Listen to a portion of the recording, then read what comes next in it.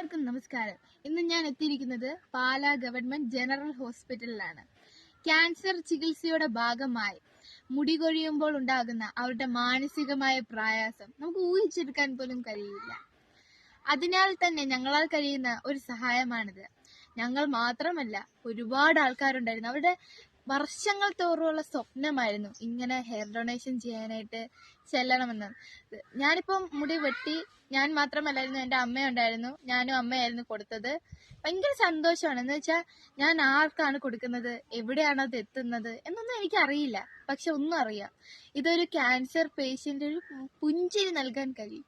അത് തന്നെയാണ് ഈ ലോകത്തിലെ കുഞ്ഞു മക്കൾ തൊട്ട് മുതിർന്നവർ വരെ ഉണ്ടായിരുന്നു ഈ ഒരു ഹെയർ ഡൊണേഷൻ ക്യാമ്പിൽ പങ്കെടുക്കാൻ. അതുപോലെ തന്നെ ഈ ഒരു ക്യാമ്പ് സംഘടിപ്പിച്ച എല്ലാവർക്കും കൈകൂപ്പി ഞാൻ നന്ദി രേഖപ്പെടുത്തുന്നു. അപ്പോൾ ഈ ഒരു എൻ്റെ ഒരു വീഡിയോ, അതൊരു ചെറിയ വീഡിയോ ആണെങ്കിലും അതെത്തി ഒരാൾക്കെങ്കിലും ഇവിടെ ഒരു ഹെയർ ഡൊണേറ്റ് ചെയ്യാൻ സാധിച്ചു കഴിഞ്ഞാൽ അതെനിക്കൊരു സന്തോഷമായിരിക്കും. അപ്പോൾ ഇവിടെ വന്നിരിക്കുന്ന എല്ലാവരെയും ഞാൻ നേരിടുകയാണ്. നമുക്കിപ്പോൾ ബാക്കി പരിപാടിയിലേക്ക് കിടക്കാം. യൂട്യൂബിൽ പലരും എന്താ ചെയ്യണം, കൊറിയർ പോകണം, ഇതൊക്കെ എന്താ ചെയ്യണം എന്നൊക്കെ ചോദിക്കുന്നുണ്ടായിരുന്നു.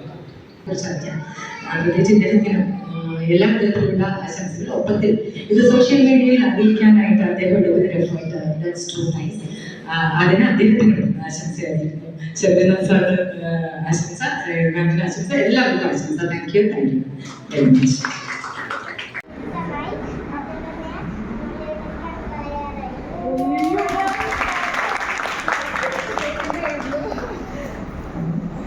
അമ്മയച്ഛനും പറഞ്ഞു മുടിയില്ലാത്തവർക്ക് മുടി കൊടുക്കാനാണെന്ന്.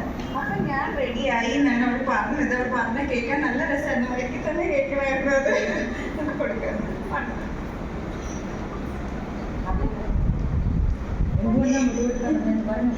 അച്ഛനും അമ്മയും മുടിയില്ലാത്തവർക്ക് മുടി എടുക്കാൻ പറഞ്ഞിരുന്നു.